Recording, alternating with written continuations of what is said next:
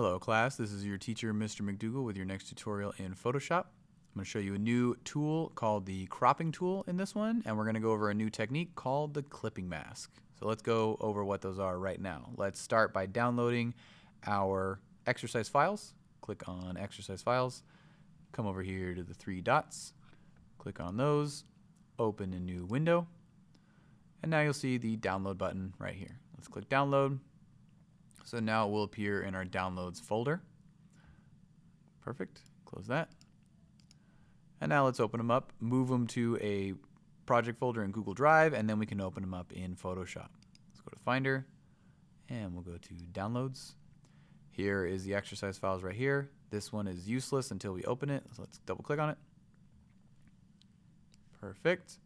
And now you can see this one is the zip file. This is the one with our exercise folders. So these ones, the zip file we no longer need. Right click, move to trash. Let's open up another window. Right click, new Finder window. Move that around so we can separate them. Google Drive, My Drive, Intro to Graphics. Make a new folder for today. 504, cropping, and clipping masks. So let's drag and drop these right in there. Perfect. Now we don't need our downloads folder anymore. So let's open up all of these into Photoshop. Open all of them in there however you like. My favorite method, as I've shown you, is just to select all of them and just drag and drop them right in there. You see a lot to work with. Let's start with crop 01 right here. Crop 01, which is this person holding this plant. There we go. All right. So the crop tool is something you're probably very familiar with. You use this when you crop photos, if you're going to post them on social media. Sometimes you need to crop them to fit a certain platform or aspect ratio. So this one we're going to do the same thing. I'm going to crop it down to it's in the rule of thirds. So this plant is more in the center because right now it's kind of off to the right. So let's fix that. Go to the crop tool, which is over here. It's near the top, probably about 4 or 5 tools down. Crop or C is the shortcut. Click that. And you'll see I have these borders around it now, so I can now drag the crop in. So I click and drag the corner. You can see this grid, this rule of thirds grid come up. We talk about formatting and composition. The rule of thirds means that we line up our most interesting subjects on these intersecting points right here. So this is the original. And I'm going to crop it down so the plant is kind of right in the middle of this box right here. And perfect. Right there. So once I've cropped it the way I like, I'm going to hit the checkbox. One thing you'll notice what happened is when I cropped it, I actually deleted all of this stuff. This was a type of destructive editing, and that's because of this box right here that says delete cropped pixels. So now if I try to move this, the rest of that was right here is gone. I just deleted all of that stuff. So let me Command Z. Remember, Command Z will let you undo anything. Go back to my crop tool. Now, if I crop down, let's say I'm going to crop. If I drag this, just like we did with the shapes one, I can mix and match how much I want the shape. I can make it tall like that or skinny like that. If I hold Shift, it maintains the locked aspect ratio. So I can't make it skinny or fat anymore. It keeps it locked by holding the Shift button. Perfect. So now before I confirm my action, I'm going to turn this off. That says delete crop pixels right there. So now if I confirm it, now if I move this around, you can see with my move tool that the rest of the image is still there right there. If I want to move this around, it still exists in the background. So when I cropped it, I didn't do it destructively to where I left it in case I want to change my mind. So let's put this right back there. I like that. That looks good. So now I've cropped it, so now it looks a lot better being right in the middle. So let me show you a couple more ways you can specifically crop some of these things. Let's go to crop 02. One thing we talked about early on was aspect ratios, or how to fit certain photos in certain screen sizes or posts. So we're going to crop these specific aspect ratios right here. So this one, we used it to just do the rule of thirds. Number 2, we're going to crop it in a 1:1 aspect ratio, which is a square. So if we're going to post it for Instagram, we want it to be a 1:1 ratio, so equal ratio. So to do that, we're going to go to our crop tool again, click the crop tool. Before we start cropping, we're going to come up here to where it says ratio. If you click this drop down, it has a few preset options right here. And look at that, a 1-to-1 square. So if I click on that, it keeps it as a square. No matter how much I change this now, it stays a perfect square. And now I can move this around. Right. Oops, I accidentally confirmed it, but no problem. Command Z. How about that? Let's move it over. Nope, that might happen too. I tried to move it. No big deal. Command Z. There we go. Let's move that so it's a square and the tree is right in the middle.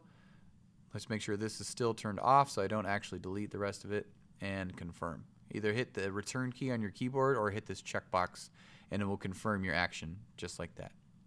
Perfect. So now it's a square ready for a standard Instagram post. Let's keep going. Let's go to crop 03. This one, it always remembers your previous one. So since I just did the square, it's still in this square mode. But this one, as you see in the instructions, 03, I want to do it in a 7:5 aspect ratio. So the way we can do that, those are also preset right here. If I come to this one, I can go to 5:7. 5:7 does it vertically like this, but I can switch them to be 7:5 by clicking this. This switches the arrow. Now it's 7:5, so I can fit it right there. This is the most common type for framing sizes. Whenever you get your school photo or school ID taken and you get those little packages from the school photographer, it says it comes in wallet size, 8x10s, 4x6s, 7x5s, or 5x7s. That's what this is. This is one of the most common standards for printing. So if you go to the store and you see frames, you'll see frames that are 5x7.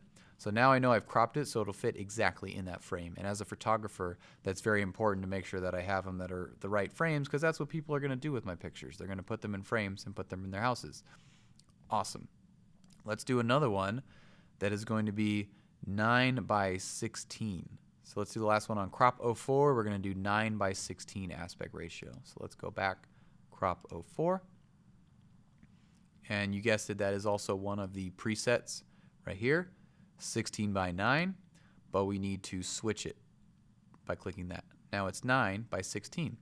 This is actually the aspect ratio of your phone, in case you were wondering. When you're looking at a story, an Instagram story or a TikTok story, any kind of story on your phone screens are 9:16, which is like this.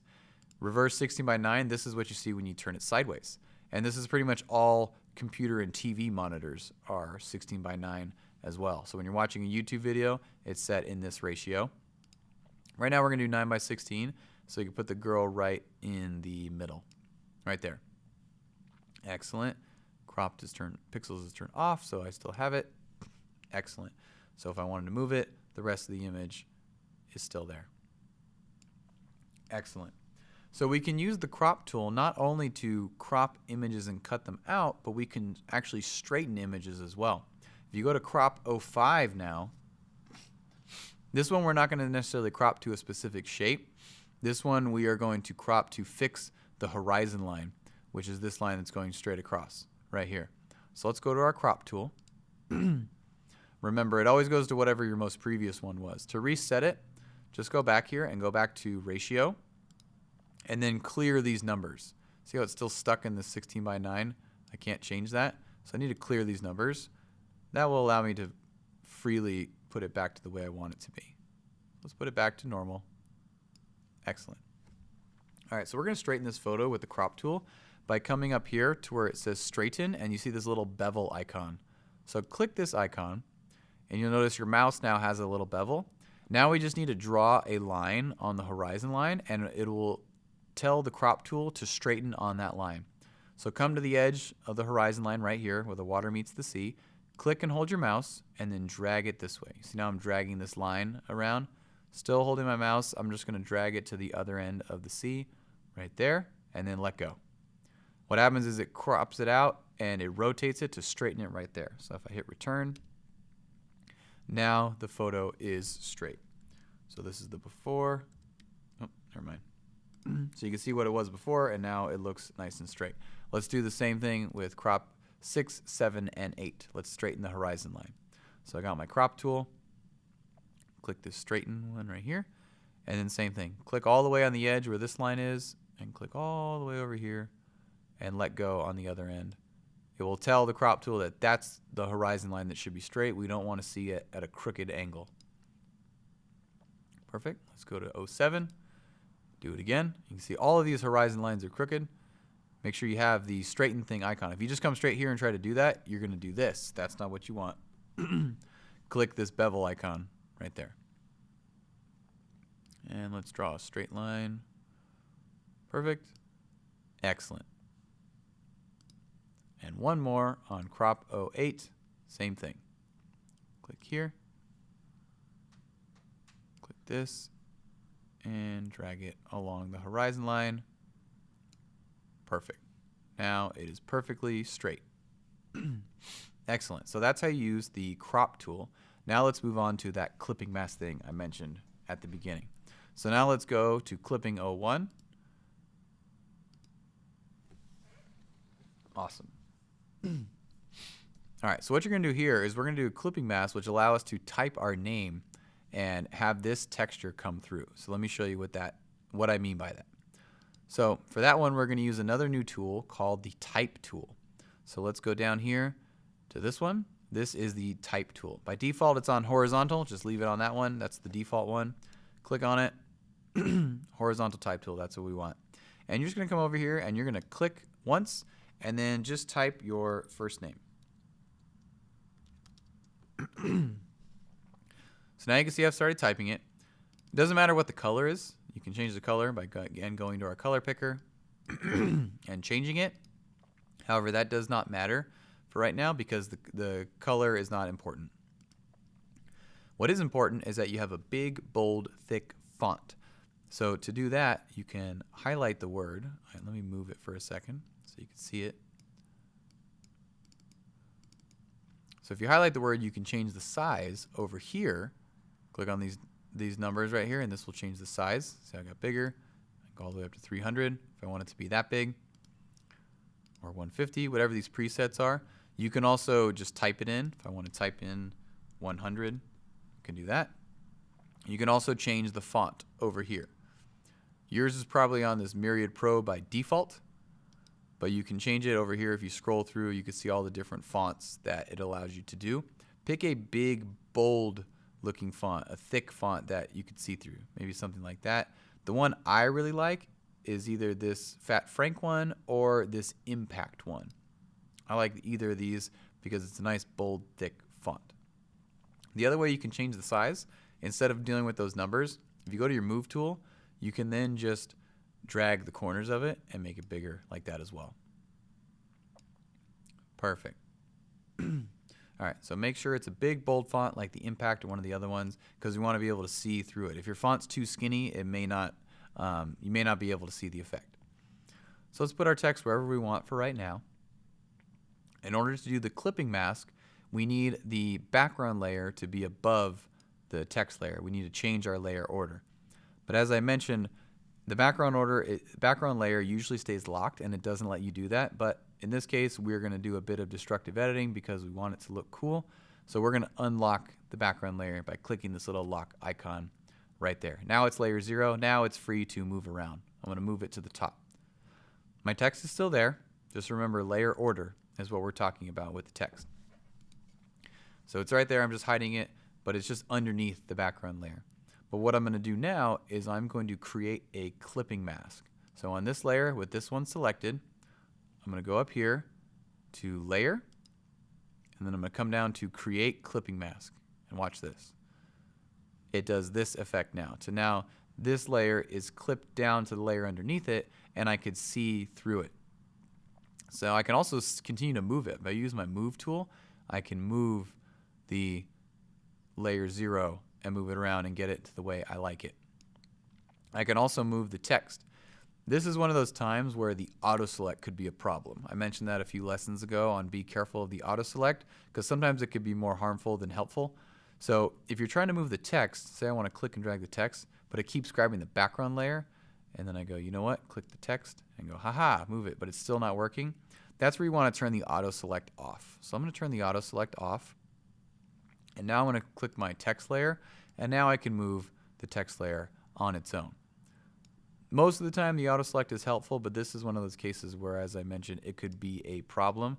And if you want to just move each layer individually, turn the auto select off so you can get to the text in a cool way wherever you like it. Let's say right there it looks pretty good. Awesome. All right. So right now there's no background. So we want it to have a cool background in order to stand out. So let's add a new layer. We are going to go up here again to Layer, New Layer. New layer, click OK. And depending on where you had it, mine added right here. I should add it to the top. It needs to go to the very top is where it needs to be. And right now what happened is it ended up clipping. That's okay. We're actually going to move it to the bottom because it's actually going to be on the bottom, so it's going to be underneath all the other layers. So what we're going to do now is we're going to fill it. Right now it's blank. Whenever you see these checkerboard patterns, it means it's blank. So we're going to go up to Edit, Fill, and right here where it says Contents, change this to Color. And then you guessed it, a color picker comes up. Pick whatever color you want, and then click OK, and then OK. So now we've filled this entire layer with that specific color. And now we can move our stuff around again. If you want to move the layers around together, we can actually select both of them because they're still separated. If I try to move this, it moves this. And if I try to move this, it moves the text. But if I want to move them together, I just need to highlight both layers. Click one layer, hold Shift, and click the other layer. And now they're both highlighted, and I can move them together like that. Go. Okay. That's fine. Excellent. So now the only other thing I want to do is add a cool drop shadow to my text. So let's click on the text, click FX, and let's go back to our classic drop shadow just to make it a little more cool and three-dimensional. Very cool. I like that. Excellent. So now I have this cool text name. Do the same thing on clipping 02, except type your last name. So go back and watch the video in order to remember all of that stuff, but do the exact same thing with this one, except type your last name. And then we'll move on to clipping 03, where we're going to do something similar but slightly different. So do this part first, pause the video until you've completed that, and then jump back up to this point right here. Okay, so for this one, we're going to do something very similar, except we're going to offset these a little bit to make it look really cool. And I'll show you what that means with the clipping mask. So it's going to start the same, and then we're going to do it slightly different. So let's start by using our type tool again.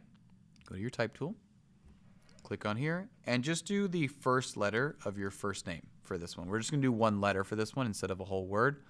Again, the color doesn't matter because the clipping mask is going to change the color for us. And then make that text big and bold again, like before, and make it take up the whole image. Make it take up a lot of space. Right here. Let's go with that. Excellent. That looks cool. Right there. Perfect. Okay. So now let's do what we did before. We're going to move the background layer on top, but first we need to unlock it. See, I can't do anything first.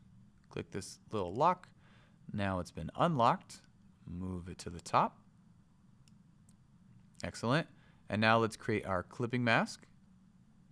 Let's go up to Layer and create clipping mask. Now we've done that so far. Before we do anything else, we are going to duplicate this layer 0 right here. So we're going to do that with the shortcut Command J. So Command J duplicated the layer. I didn't delete anything. Just take this copy layer and move it all the way to the bottom, just like we did with the other one. Move it to the bottom. So now we have the copy, our letter, and then our clipped one right here. This is still here. This effect is still here. If I hide this bottom layer, you could see. What happens is this copy is just filling in all those empty space. So you can see the images right now are exactly the same. So this background copy is what's filling in those gaps right there. But what we're going to do now is we're going to slightly offset these so the letter will stand out a little bit more. So on the copy layer, just increase the size a little bit from one of the corners. Not too much. So I'm going to take this corner. I'm just going to increase the size just a little bit. There we go. That looks cool. Now you can see now that they're offset, now the letter is starting to stand out a little bit more. And we're going to add a hue and saturation layer to this to make it a little bit darker, and again, just have that R stand out a little bit more. So watch this. Let's go to this bottom layer. Let's go back to our adjustment layers, which we did a couple lessons ago. Let's go to hue and saturation. And one of the sliders we didn't mess with last time is this slider right here. This is the lightness. This controls how bright or dark it is. So if I increase the brightness, you can see the R stands out more. Let's make it darker. Like that. That looks really cool. So now you can see how the R stands out. And everything's still on its own layer. If I go back to the R and I move it around, you can see how it moves within the image. So just like that. So now we have this cool kind of offset, making this R just stand out just a little bit. Or whatever your letter is. Well, again, the first letter of your first name, put right there. So you guessed it, for more practice, we're going to do the same thing on clipping 04. So take clipping 04, do the exact same thing we just did with this one, except use the first letter of your last name. So whatever your last name is, use the first letter on this one. If your letters are the same, if yours are and R, then just pick a new letter altogether then. You don't have to do the same one. Okay? As always, take screenshots of everything once you're all done. All your awesome clipping effects, all your proper cropping, all of that stuff. Take a screenshot of every single one of these again and attach it to today's exercise assignment. And have fun. Let me know if you have any questions.